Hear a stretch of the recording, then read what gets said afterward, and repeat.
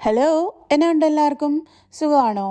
അപ്പോഴേ ഇനി അങ്ങോട്ടുള്ള വീഡിയോയിൽ ഞങ്ങൾ ഫേസ് ചെയ്ത ബാക്കി കാര്യങ്ങളെക്കുറിച്ച് കൂടി പറയാൻ വേണ്ടിയിട്ടാണ്.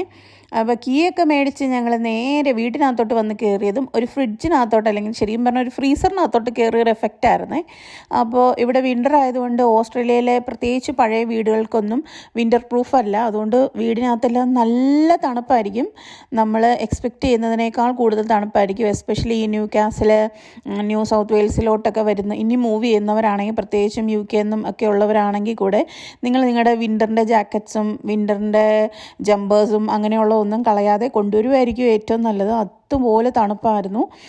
പിന്നെ നമ്മളിവിടെ വന്ന് ഹീറ്ററും പിന്നെ ഹീറ്റിംഗ് ബ്ലാങ്കറ്റ്സൊക്കെ വെച്ചിട്ടാണ് അഡ്ജസ്റ്റ് ചെയ്യുന്നത്. ബട്ട് സ്റ്റിൽ ഇവിടെ നല്ല തണുപ്പാണ് ഓരോ റൂമിനകത്തും.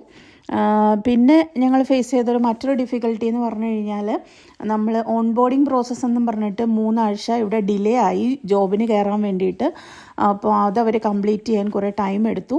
അപ്പോൾ നിങ്ങൾ ഫിനാൻഷ്യലി നല്ലതായിട്ട് ഒരു ബാക്കപ്പ് ആയിട്ട് വരുന്നതായിരിക്കും നല്ലത്. സോ നിങ്ങൾക്ക് ആ ഡിലേ വന്നാലും നിങ്ങൾക്ക് ആ ഡിഫിക്കൽട്ടി ഉണ്ടാവില്ല. ഇവിടെ വർക്ക് ചെയ്ത് തുടങ്ങുന്ന ദിവസം തൊട്ടാണ് നമ്മുടെ സാലറി കൗണ്ട് ആവുന്നത്. അപ്പോൾ യു കെയിൽ അങ്ങനെയല്ലല്ലോ. അപ്പോൾ ഇത്രയേ ഉള്ളൂ ഇന്നത്തെ വീഡിയോ. Tata, bye bye.